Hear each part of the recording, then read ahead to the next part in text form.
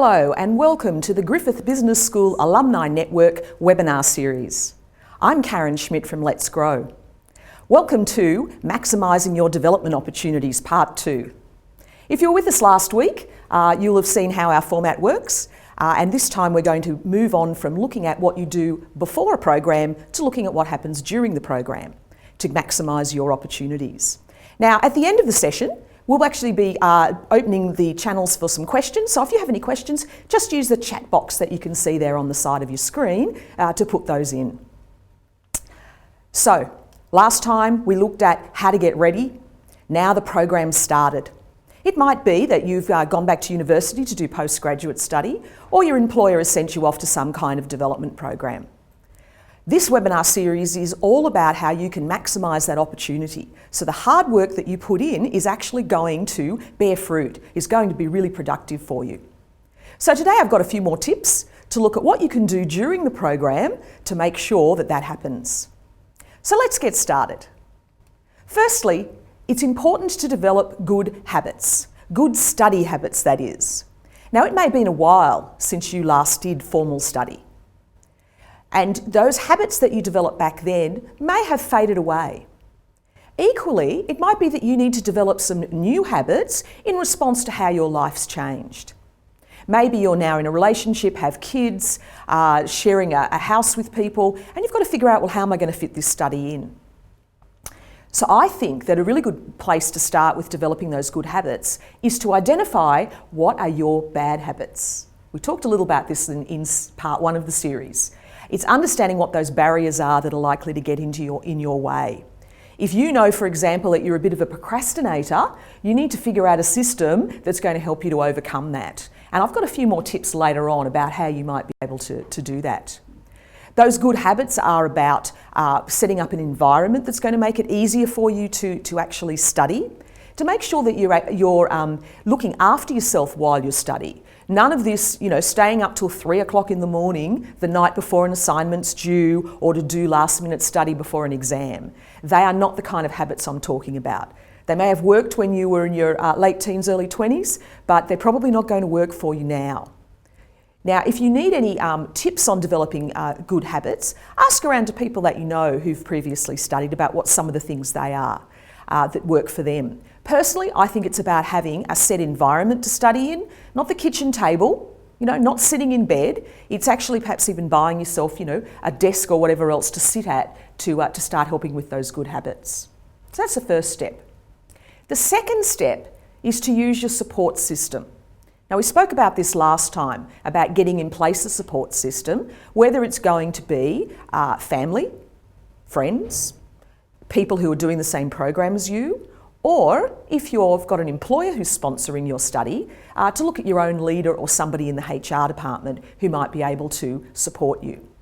So having the system in place is one thing, actually using it is another. Now, by using the support system, I mean checking in with those support people on a regular basis. It might be weekly or fortnightly.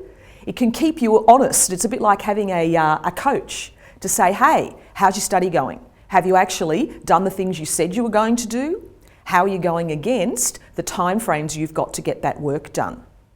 It can also be good to call those people if you find yourself struggling. Maybe you're worried that you're going to fail a subject, or you're losing the motivation to keep going with the program. They can talk you through what some of those options are. It may be that you can approach somebody and say, hey, can I put the program on hold for a while? Can I get an extension on a project that's due? And sometimes when you're in a bit of a panic, you don't think of those things yourself. That support system is also a great way to celebrate when anything goes right. So if you get some good marks or you get some great feedback from something that you've done, it's wonderful to have those people to share it with who understand what it is that you're going through. So think about your support system and who you can call on and where you might have that mechanism in place.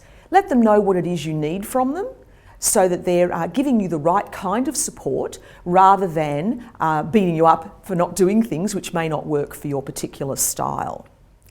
So once we've got our support system in place, next, I think it's really important that regardless of what program you're doing, you find a way to apply your learning as you go. Now, sometimes what you might be learning is conceptual or theoretical, but I'd like to think that any program you're involved in is going to have some applicable learning that you can put into place in your daily job. Now, this was really important for me when I studied. As I mentioned in the last webinar, I did my degree in adult education as a mature age student while I was working full-time. And it was a very practical program, which meant that I could easily apply that learning on a regular basis. Now, the secret to doing that is to not try to apply everything at once. You will just overwhelm yourself. I actually think that if you can find just the 1 or 2 things at a time that you can apply. What was the most significant thing you learned this week, this month? And actually think, well, how can I put that into place? How can I test out those ideas in my workplace, with my team if I'm a leader? How can I put in place some practical things that are going to show me that this is actually working for me? Now, it might be that you ask whoever's running your program for some ideas on the best way to apply it. If you're lucky, you could actually use some practical workplace application as part of your assignment or a project. A lot of organisations, particularly universities, are becoming more flexible now about, well, how do I actually demonstrate my competence in this area? So make sure that you are finding ways to apply that learning regularly so that it doesn't just become an exercise in passing the exam or memorising information. Once you're out in the workforce, it's all about how do I use this on a regular basis.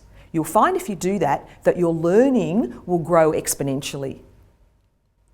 Next, you want to review your progress along the way.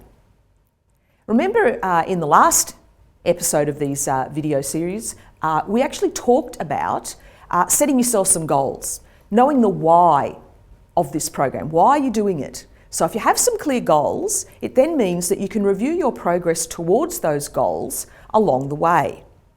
Now, I think a great way to review that progress is by keeping what we call a learning journal. You may have done one of these before, or it might be a new concept to you. I love learning journals because they are an opportunity to get ideas out of your head and onto paper. They can show you a pattern of how you're learning over a period of time.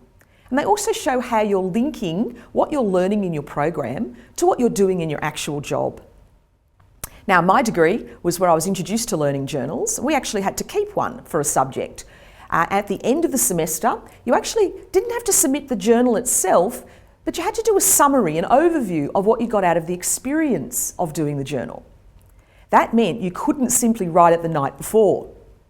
So it's a really good habit to get into, to be recording on a regular basis, how am I progressing towards my goals, or equally, where am I not progressing? What is this program potentially not giving me? What other learning might I need to do in order to reach my goals that's on top of what this program is about? That might be really useful for you, for example, if you have 2 elective subjects in year 2 or year 3 of a program that you're doing. This will start to help identify, gee, what are those areas of interest for me? And that way you can pick the subjects that are going to be most useful to you. Now, keeping a learning journal is a really individual thing. Some people do it on a computer, others like to do it handwritten. You can draw diagrams, you can put in quotes, you can write stories, you can do bullet points. It doesn't matter how you do it. Use whatever mechanisms feel natural for you. The important thing is review it regularly. I would say weekly at least, but some people even like to do it daily. I'll leave that up to you. And the final point that I wanted to make today is about rewarding yourself. Now, I think during a program it can be really easy to get bogged down and to start to lose that motivation if you're all just work, work, work. So it's important on a regular basis to find ways to reward yourself for all the effort that you've put in. Now, an obvious one might be a weekend off from study. And that can be a great way to clear your mind and think more clearly then about projects or assignments that you might have due when you come back to it. But here's a word of warning. Make sure that you're rewarding yourself in positive ways. Often when I talk to young leaders about stress in the workplace, they come back and they go, oh yes, I handle stress really well. And then they tell me things like, oh, I go out and have a big fancy meal, or I go drinking on the weekend, or I use a bit of retail therapy. I've got to tell you that eating too much, drinking too much, or shopping too much are not the kind of ways that I want you to reward yourself. All of them can lead to negative consequences. Probably the best kind of rewards for me would be something that links to the program that you're doing. It might be going to see a presentation on something that's related to what you're learning. It might be buying yourself some equipment that makes studying easier. You know, it's a bit like a person who wants to exercise more. You reward yourself with new running shoes, you don't go out on a binge. Okay, so make sure, however it is that you're going to reward yourself, is going to have some positive implications rather than negative implications. And don't feel guilty about it. You know, if you're in a long period of study, you want to make sure that you're there to see it out rather than crash and burn too early. So, to summarise today's webinar, when you've started into your program, look at developing those good habits, use your support system, make sure you're applying your learning as you go, review your progress along the way to make sure that you're actually taking steps, even if they're only tiny steps, in the right direction. And finally, make sure you reward yourself in a positive way that's going to keep you motivated to go to the end of the program.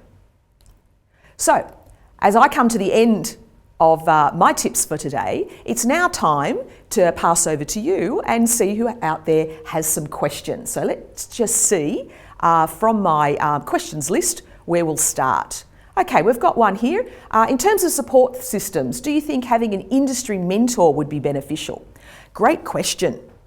And look, I think this would be a wonderful idea if you can find an industry mentor. And the way this person's phrased the question to me sounds like it would be somebody outside your own organisation.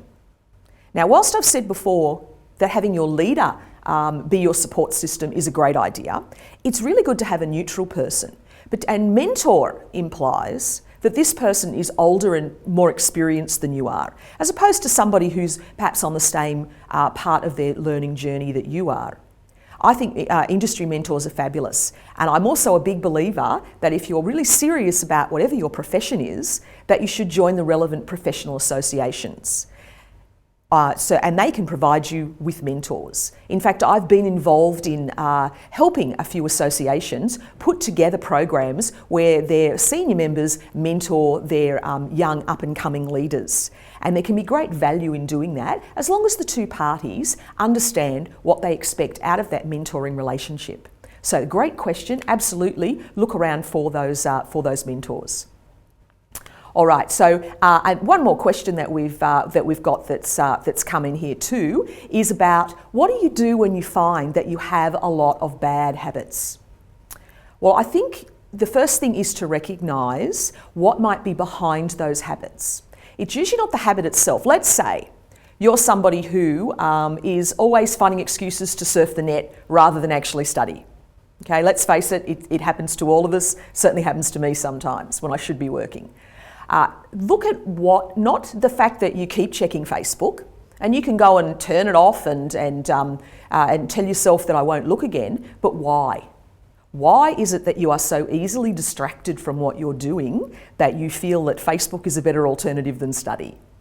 Now, that may be because you're not convinced that the program is right for you, that you don't think that you're actually getting out of it what you need.